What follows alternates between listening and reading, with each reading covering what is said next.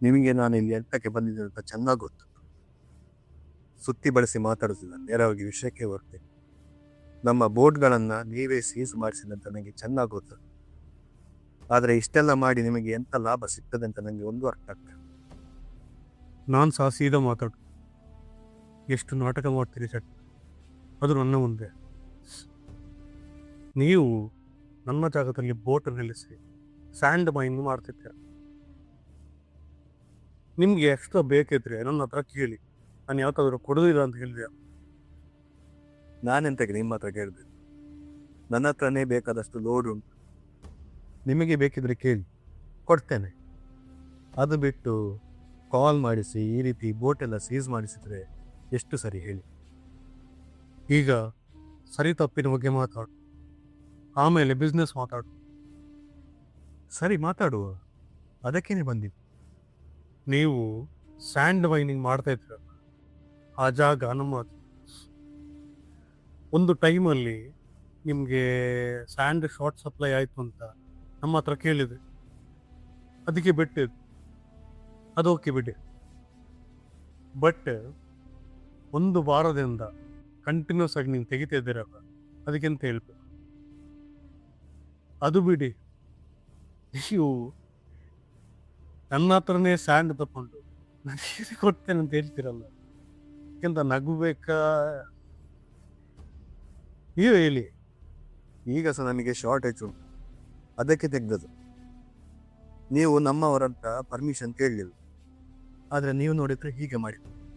ನೀವೇ ಹೇಳಿ, ಹೀಗೆ ಮಾಡುದು ಸರಿಯಾ? ಶೆಟ್ರರ್, ನೀವು ನನ್ನ ಹುಡುಗ ಬಂದು ಕೇಳುವಾಗ ಬಾಯಿಗೆ ಬಂದಾಗ ಬೈಯುತ್ತೀನಿ. ಅವನನ್ನು ಕಳಿಸಿತ್ತು ನಾನು. ನಿಮಗೆ ಎಂತಾದರೂ ಇದ್ರೆ ನನ್ನ ಹತ್ರ ಹೇಳ್ಬೇಕು, ನನ್ನ ಹುಡುಗರ ಹತ್ರ ನೀವು ಅದಿರ್ತದೆ. ಹೌದಣ್ಣ, ಬೈದಿದ್ದೇನೆ. ಎಂತ ಇವಾಗ?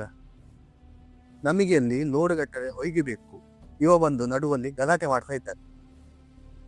ನಾನು ಹೇಳಿದೆ ಸುಮ್ಮನಿರು, ಆಮೇಲೆ ಮಾತಾಡು ಅಂತ. ಅವನು ಕೇಳಲಿಲ್ಲ. ನನಗೇನು ಮರೆಯೋದಿಲ್ವ? ನಾನು ಸಹ ಬಾಯಿಗೆ ಬಂದಾಗ ಬೈದು.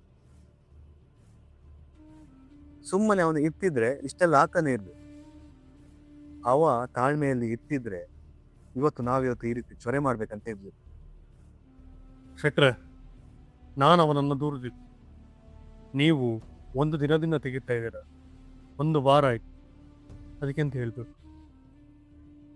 ಅದು ಸಹ ಇಲ್ಲಿ ಬೇರೆಯವರು ಆ ಕಡೆ ಮಣ್ಣು ತಗೊಳ್ಳಿಕ್ಕೆ ಹಿಂದೆ ಮುಂದೆ ನೋಡ್ತಾರೆ, ನೀವು ಓಪನ್ ಆಗಿ ತೆಗಿತಾ ಇದ್ದೀರಿ. ಅದಕ್ಕೆಂತ ಹೇಳ್ಬೇಕು. ಅದು ಸಹ ಇಲ್ಲಿ ನೀವು ನನ್ನ ಮುಂದೆ ಬಂದು ಇಷ್ಟು ದರ್ಪದಲ್ಲಿ ಕಾಲ್ ಮೇಲೆ ಕಾಲು ಹಾಕಿ ಸ್ಟೈಲ್ ತೋರಿಸ್ತಾ ಇದ್ದೀರಲ್ಲ, ಎಂತ ಹೇಳ್ಬೇಕು ಬಿಟ್ಟೆ. ನೋಡಿ, ನೀವು ಧೈರ್ಯದ ಬಗ್ಗೆ ಎಲ್ಲ ಮಾತಾಡೋದು ಬೇಡ. ನಾವು ಹೀಗೆ ಮಾತಾಡ್ತಿದ್ರೆ ವಿಷಯ ಎಲ್ಲೆಲ್ಲಿ ಹೋಗಿ ಏನೆಲ್ಲ ಆಗ್ತದೆ. ಅದು ಬಿಡಿ. ನನಗೆ ಇವಾಗ ನನ್ನ ಬೋಟ್ ಬೇಕು ಅಷ್ಟೇ. ನಾನು ಅದಕ್ಕೆ ಇಲ್ಲಿ ಬಂದಿದ್ದೆ. ನಿಮ್ಮ ಬೋಟ್ ಇಟ್ಕೊಂಡು ನನಗೆ ಎಂತ ಆಗ್ಬೇಕಂತಿಲ್ಲ. ನಿಮ್ಮ ಬೋಟ್ ವಾಪಸ್ ಕೊಡ್ತೇನೆ. ಆದರೆ ಮುಲಾಜಿಲ್ದೊಂದು ಮಾತು ಹೇಳ್ತೇನೆ, ಈ ದರ್ಪ ಉಂಟಲ್ಲ, ಮುಂದೊಂದೇ ನೋಡ್ತೇನೆ. ನಾನು ಸುಮ್ಮನಿದ್ದದ್ದು ನಿಮ್ಮ ಫ್ಯಾಮಿಲಿ ಮುಖ ನೋಡ್ಕೊಂಡು. ನಿಮ್ಮ ಹತ್ರ ಅಟ್ಯಾಚ್ಮೆಂಟ್ ಎಲ್ಲ ಇಟ್ಕೊಂಡು ನಂಗೆ ಎಂತ ಆಗ್ಬೇಕಂತಿಲ್ಲ.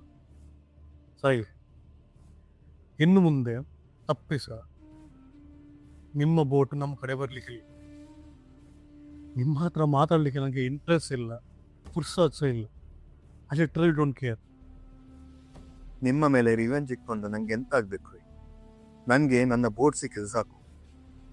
ಆದ್ರೆ ಒಂದು, ನೀವು ಇವತ್ತು ದೊಡ್ಡ ಜನ ಆಗಿರ್ಬೋದು, ಆದ್ರೆ ನಂಗೂ ಕೂಡ ಕೆಪಾಸಿಟಿ ಉಂಟು. ಅದು ಬಿಡಿ. ಈ ಎಲ್ಲ ಸಿಚುವೇಶನ್ಗೆ ಯಾರು ಕಾರಣ ಅಂತ ನನಗೆ ಚೆನ್ನಾಗಿ ಗೊತ್ತು. ಇನ್ನೊಂದು 4-5 ವರ್ಷ ಆದ್ಮೇಲೆ ಸಿಗುವ. ಆವಾಗ ನಾನು ಯಾರು, ನನ್ನ ಕೆಪಾಸಿಟಿ ಎಂತ ಅಂತ ನಿಮಗೆ ಅರ್ಥ ಆಗ್ತದೆ.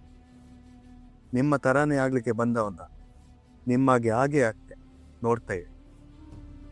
ಸಿಂಪಲ್ ಆಗಿ ಒಂದು ಮಾತು ಹೇಳ್ತೇನೆ, ನೀವು ನನಗಿಂತ ಜಾಸ್ತಿ ದುಡ್ಡು ಮಾಡ್ಬೋದು, ನನಗಿಂತ ಜಾಸ್ತಿ ಹೆಸರು ಸಹ ಮಾಡ್ಬೋದು. ಬಟ್ ಎಕ್ಸಾಕ್ಟ್ಲಿ ನಂತರ ಆಗಲಿಕ್ಕೆ ನಿಮ್ಮ ತಾಯಾಣಿಗೆ ಚಾನ್ಸ್ ಬೇಕಿದ್ರೆ ಟ್ರೈ ಮಾಡಿ, ಬಟ್ ಆಗೋದಿಲ್ಲ.